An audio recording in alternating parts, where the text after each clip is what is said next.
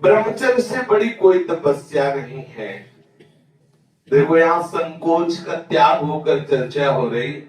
आप असत आचरण करने में संकोच करें, लेकिन असत आचरणों से कैसे बचा जाता है उन युक्तियों में संकोच मत मांगे। महादेव जी कहते हैं ब्रह्मचर्य अर्थात वीर्य धारण करना महान उत्कृष्ट तप है, भगवत प्रसन्नता का प्रधान हेतु है। इससे बढ़कर कोई तपश्चर्या तीनों लोकों में प्रसिद्ध नहीं है। जो ऊर्ध्वरेत्वा अखंड ब्रह्मचारी है वो पुरुष नहीं, वो साक्षात भगवत स्वरूप महादेव है। इस मार्ग में कोई किसी भी संप्रदाय का हो, किसी भी परंपरा का हो, ब्रह्मचर्य की विशेष आवश्यकता है। जब तक आपके जीवन में ब्रह्मचर्य का संयम नहीं होगा तब तक आपको भगवदानंद की प्राप्ति हो ही नहीं सकती। ये जो हमारा अखंड भजन नहीं होता, जो हमारे हृदय में उत्साह नहीं बढ़ रहा भगवत प्राप्ति का, उसका कारण है ब्रह्मचर्य का नाश। जितना एक कामुक व्यक्ति अंधा होता उससे बढ़कर कोई अंधा नहीं होता। नेत्र दोनों फूट जाए उसे अंधा नहीं कहते, उसको तो मार्ग नहीं दिखाई देगा। लेकिन जो कामुक पुरुष है, जो मदांध है, जो विषयों में अंधा, उससे ज्यादा अंधा कोई नहीं होता। लोक परलोक सब कुछ नष्ट कर लेता है। ब्रह्मचर्य की अपार महिमा है, परंतु आज हमारे नीच वातावरण में ब्रह्मचर्य को धूल धूसरित किया जा रहा है। ये महापुरुषों के वचन है, बिल्कुल अक्षरशः सत्य है। एकांत में चिंतन मनन करने के बाद आपकी श्रवणेंद्रिय तक पहुंच रही है बात। आज की नीचता, आज का मनोरंजन ब्रह्मचर्य को धूल धूसरित कर रहा है, ब्रह्मचर्य का नाश कर रहा है। कोई समझ ही नहीं रहा कि कितनी बड़ी हम भयानक गलती कर रहे हैं। ये वीर शक्ति हमारे प्रभु की अद्भुत कृपा है। अगर इस पर हम दृष्टि डालें तो आप जिस मार्ग में चलना चाहेंगे उस मार्ग में आपको बहुत बड़ा बल, बहुत बड़ा संबल, बहुत बड़ी सामर्थ्य मिलेगी ब्रह्मचर्य से। ये भगवान की कृपा शक्ति है। जो इसका पतन करते हैं निसंदेह वो किसी योग्य नहीं रह जाते। ब्रह्मचर्य का रास जीवन का नाश अर्थात मृत्यु, संपूर्णतया सत्यनाश, सर्वनाश, मृत्यु, ब्रह्मचर्य नाश, सुख का नाश, आरोग्य का नाश, तेज का नाश, विद्या का नाश, बल का नाश, सामर्थ्य का नाश, स्वातंत्र का नाश, धर्म का नाश, भजन का नाश ब्रह्मचर्य के नाश पर है। यदि आपने ब्रह्मचर्य नष्ट कर दिया तो आप किसी काम के नहीं रह गए। आधार स्तंभ टूट गया तो चाहे जितना सुंदर भवन हो नष्ट हो ही जाता है। धर्मनाश होने से संपूर्णतया नाश माना जाता है। जिसका ब्रह्मचर्य नाश है वो कभी भी धर्म से युक्त नहीं रह सकता।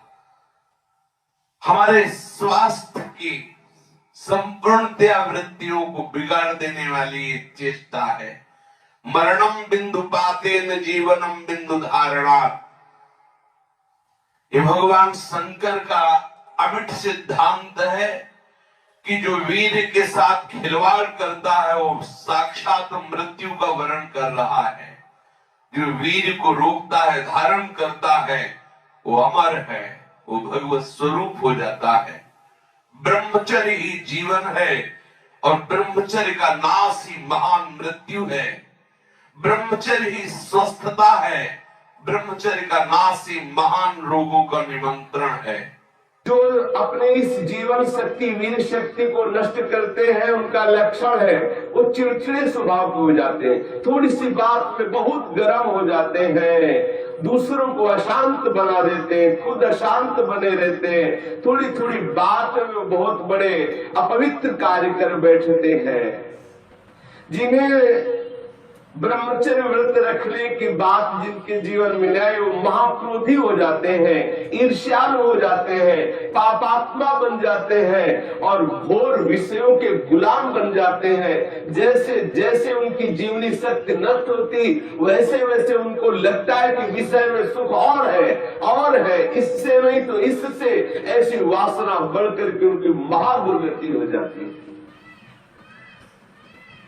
यदि आप अपनी इंद्रियों को नियंत्रित नहीं किए, आपने अपने को संयम में नहीं रखा तो सबसे बड़ी मूर्खता कर रहे हो। आप ठगे गए, अपने आप से आप ठगे गए। सावधान, जिसने अपनी इस जीवनी शक्ति का अपव्यय कर दिया उसका जीवन नष्ट हो जाता है, कुछ भी करने लायक नहीं रहता। वो केवल एक नाटक होता रहता है, अंदर अंदर उसको वही चिंतन चलता रहता है, उसी विषय सुख का। और अवसर आने पर ना प्रगट में अवसर न आया तो चिंतन मात्र से देखो, इस शरीर में कहीं भी वीर की शक्ति की थैली नहीं है। जैसे पित्त की थैली, ऐसे ऐसे अलग अलग, ऐसे कहीं भी कोई कोष नहीं है। कोई ऐसा शरीर में स्थान नहीं है जहां से आज भी डॉक्टर ऑपरेशन करके निकाल सके कि देखो ये वीर शक्ति का स्थान है।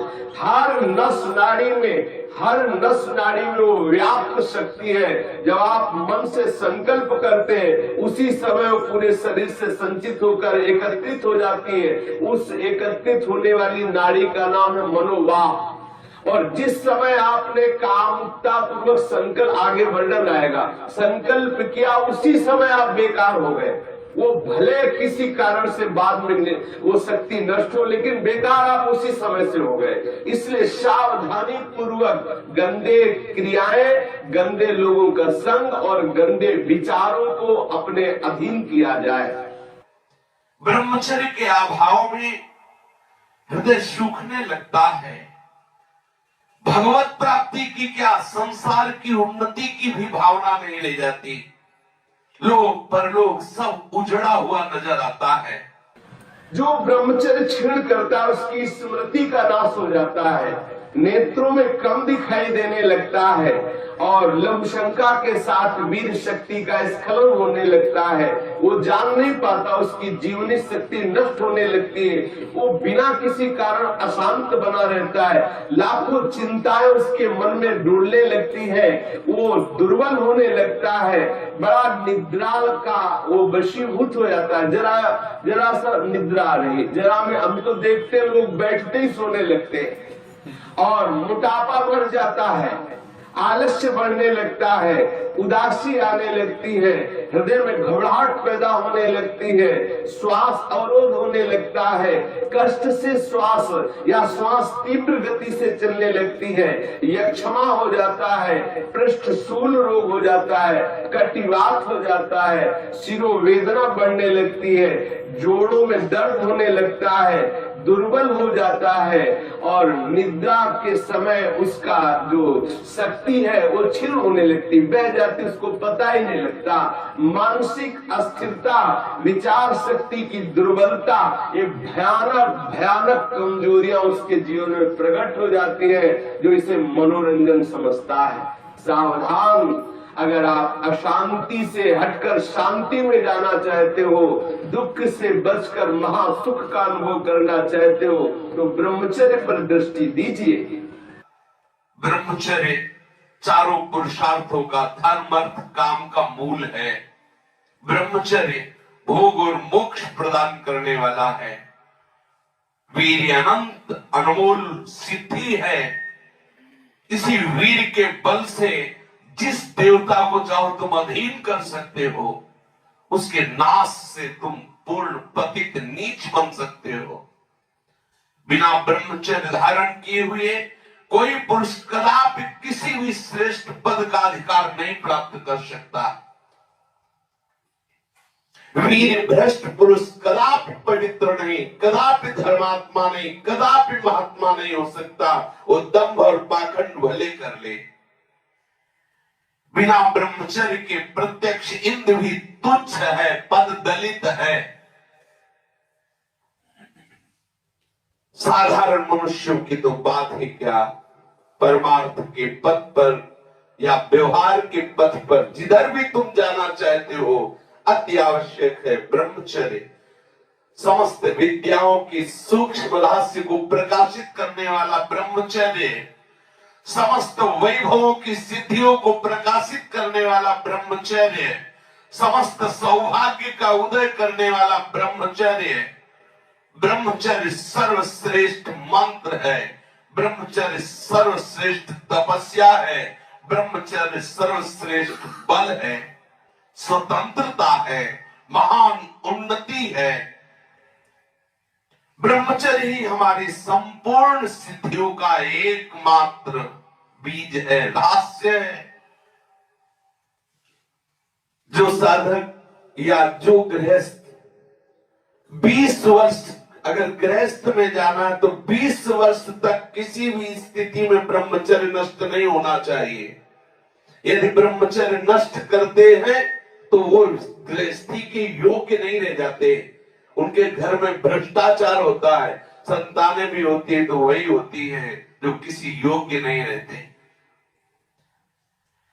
शास्त्र के सिद्धांत से चलने वाले उपासक को, अर्थात भगवत प्राप्ति के मार्ग में चलने वाले उपासक को चाहिए, अगर वो गृहस्थ है तो जब ब्याह हो उसी के बाद शास्त्र मर्यादा से ब्रह्मचर्य खंडित करे, ये उसका उपासना का स्वरूप ही माना जाएगा।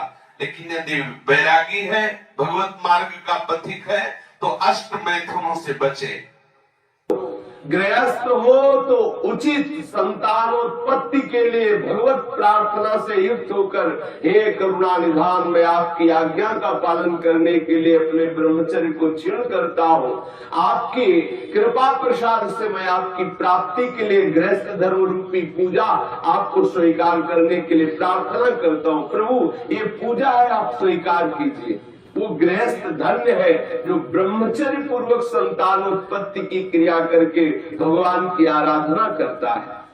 जो विरक्त संपूर्ण रूप से ब्रह्मचर्य है उसको विशेष साधना नहीं करनी पड़ती, अपने आप भगवत स्मृति अखंड होने लगती है, क्योंकि महाआनंद स्वरूप ब्रह्मचर्य है।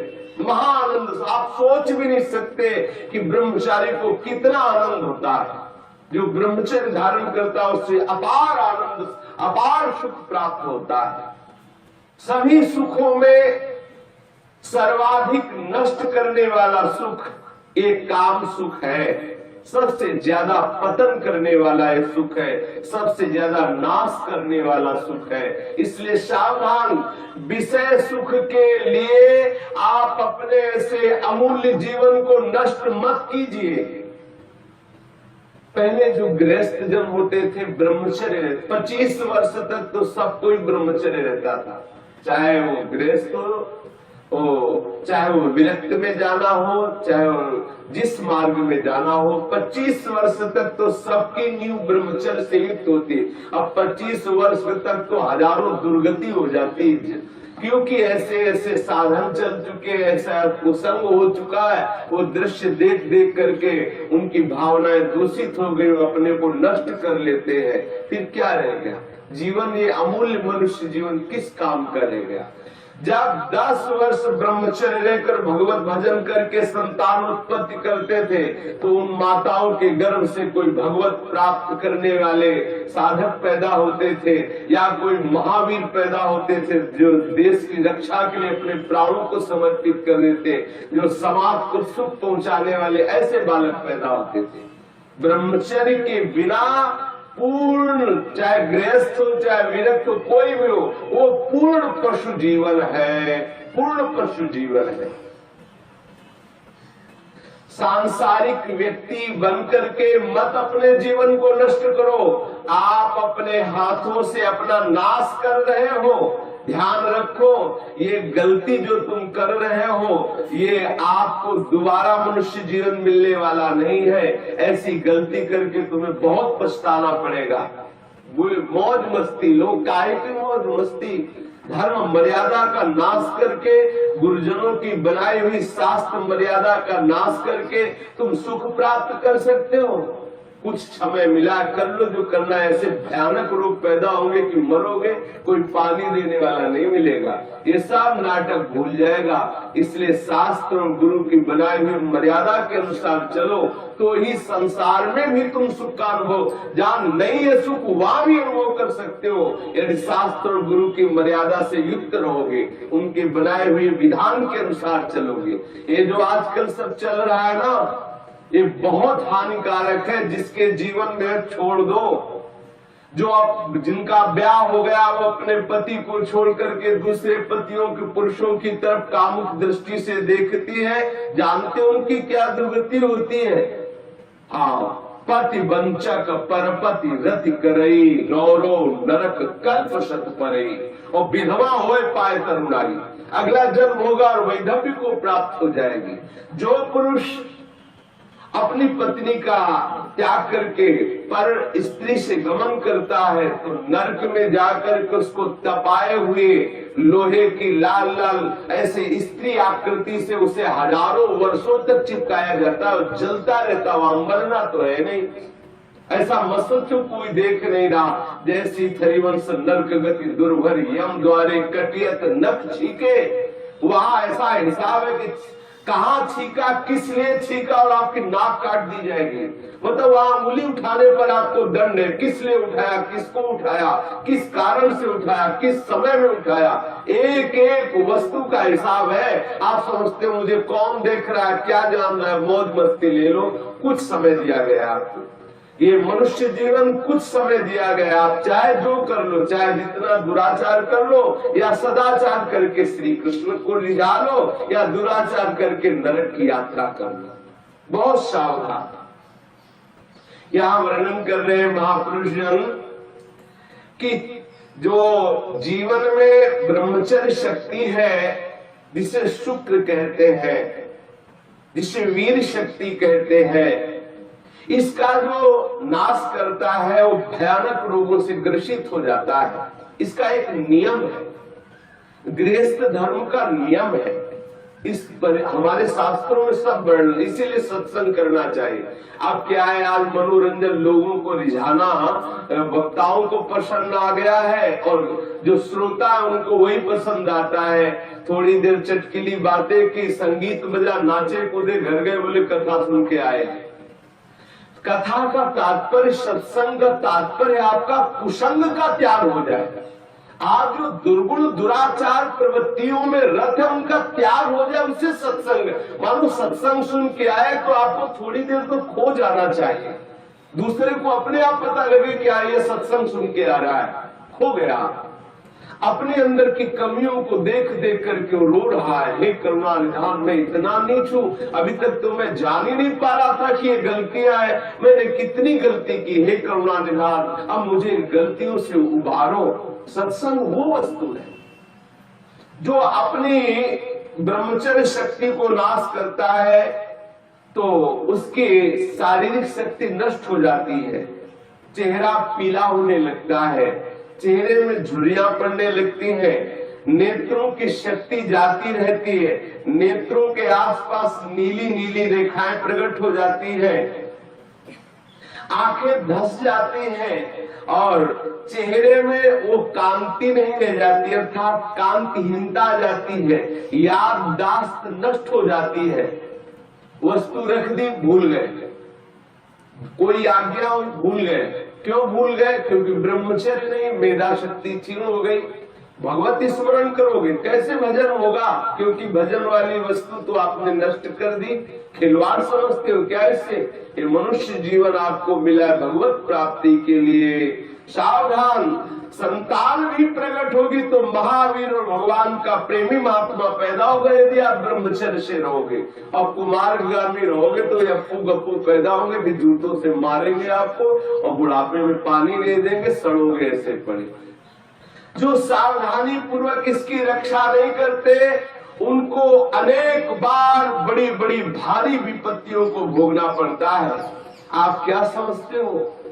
जिस वीर शक्ति से ऐसे सुंदर संतान की उत्पत्ति होती है, उसी वीर शक्ति को आप मनोरंजन में नष्ट कर रहे हैं। ये हत्या है, हत्या। शास्त्र वर्णन करते हैं, आपको भोगना पड़ेगा उसका दंड। जैसे माताओं के गर्भ में पलते हुए शिशु को वो गर्भ हत्या जैसे पाप कर देती है, ऐसे पुरुषों को सावधान रहना चाहिए। संतानोत्पत्ति के निमित्त से किया गया ब्रह्मचर्य खंडित भगवत उपासना माना जाएगा, और अपनी वासना से प्रेरित होकर ब्रह्मचर्य नष्ट करना या अन्य उपायों से ब्रह्मचर्य नष्ट करना वो हत्या में लिखा जाएगा। इसीलिए अंतःकरण मलिन हो जाता है और भगवत भजन का केवल वो एक क्रिया मात्र होने लगता है, आनंद का अनुभव नहीं होता। आपको यदि भगवत प्रेम प्राप्त करना है, भगवत भक्ति प्राप्त करना है, तो आप अपनी इस जीवनी शक्ति की रक्षा कीजिए। आप अपनी जो आंतरिक वृत्ति कामुक हो चुकी उसको संभालने की चेष्टा कीजिए। जो अपने स्नायु तंत्र को पुष्ट रखना चाहते हैं, उनको अपनी इस मूर्खता को खोना होगा। क्या मूर्खता? वो सोचते हैं कि मैं विषय में अपनी ब्रह्म शक्ति को नष्ट करके, बादाम पा करके, दूध पी करके, मकरंद ध्वज को खा करके और हम अपने को फिर पुनः पुष्ट कर लेंगे। ध्यान रखना, ये जितना पाओगे उतनी वासना पुष्ट होगी। जिसके चेहरे की तरफ देखो ऐसा लगता है जैसे किसी मकान में आग लगा दी जाए, तो फिर वो मकान की शोभा क्या होती है। ऐसे जिसके जीवन में पुण्य नहीं रह गए, भगवत आराधन नहीं रह गया, ब्रह्मचर्य नहीं रह गया, सदाचार नहीं है, बड़ों का सम्मान नहीं, उसका जीवन क्या है? जीवन कैसा पशुवत जीवन हो। छोटे छोटे अभी बच्चे 15-16 वर्ष के माता पिता के अवहेलना करके मनमाना आचरण करते हैं। ये जो ब्रह्मचर्य, इस पर विशेष ध्यान दिया जाए। यदि हम ब्रह्मचर्य पर ध्यान नहीं देते तो स्मरण शक्ति का नाश, शरीर में मोटापा, दिल की कमजोरी, अस्मारिक वृद्धावस्था का प्रकट हो जाना, नपुंसकता, नेत्रों के रोग बढ़ना और नाना प्रकार से अंदर ही अंदर सब खोखलापन हो जाना। ऊपर से हष्ट पुष्ट दिखाई देंगे, लेकिन अंदर से पूरी शक्ति का नाश हो जाने के कारण वो मूर्ख हो जाते हैं। मतलब बुद्धि भी मूर्ख हो जाती है, शरीर भी शिथिल हो जाता है, किसी काम नहीं, किसी काम के नहीं रह जाते हैं। ये मत समझो कि इतना ही सुख है, यहाँ तो सुख है ही नहीं। ये जो बच्चे, बच्चियां, माताएं, बहने या पुरुष अपनी वासना का शिकार हो चुके हुए हैं, उनको खेद करना चाहिए बात सुनकर और सावधानी पूर्वक आगे बढ़ना चाहिए। परमार्थ में गलती का पोषण नहीं करना चाहिए। आज हमारी ऐसी बेईमानी है कि हम अंदर की गलतियों को छुपाते हैं और थोड़ा सा भी गुण होगा तो उसका प्रचार करने लगते हैं। अंदर की गलतियों को गलती मान करके उनको दूरी किया जाए, चाहे वो बच्चा हो, चाहे वो जवान हो, चाहे बूढ़ा हो। गलतियों को छोड़ करके भगवत मार्ग में आगे बढ़ो तो आनंद का अनुभव होगा।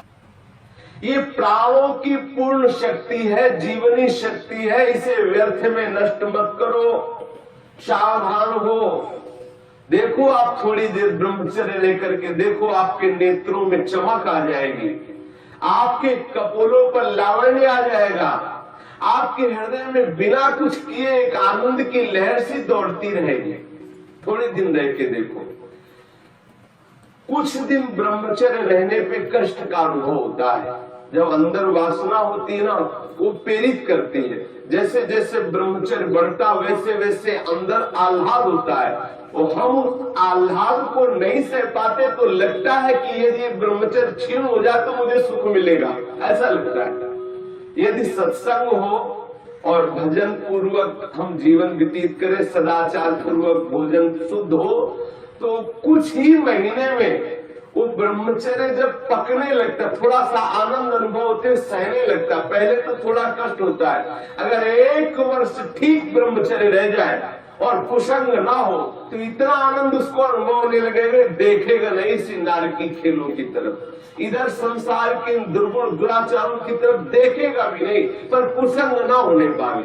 अगर कुसंग होगा तो 20 वर्ष ब्रह्मचर्य रहने के बाद भी पतित हो जाएगा। कुसंग से सर्वदा बचता रहे। 1 वर्ष अगर ब्रह्मचर्य, हो सकता है थोड़े दिन कठिन लगे क्योंकि गलत अभ्यास हो गए, 1 वर्ष ब्रह्मचर्य रहिए। अपने आप स्वाभाविक जो क्रिया होती है उस पर दृष्टि मत डालिए, आप अपने संकल्प से कोई गलत कार्य मत कीजिए और ब्रह्मचर्य रहिए, तो आपको आनंद का अनुभव होने लगेगा। भजन करना नहीं पड़ता, अपने आप भजन होता है। नींद कम हो जाती है, आसनों पर जितनी देर चाहो आराम से बैठ सकते हो। और कोई भी रोग हो वो अपना पूरा प्रभाव नहीं डाल सकता, क्योंकि आपके अंदर ब्रह्म शक्ति विराजमान है। जो ब्रह्मचर्यहीन हो जाता है वो भजन का लाभ नहीं ले सकता है। मन, प्राण तथा ये ब्रह्मचर्य, ये तीनों एक ही है। जिसका ब्रह्मचर्य ठीक, उसके प्राण सूक्ष्म हो जाते हैं और मन शांत होने लगता है।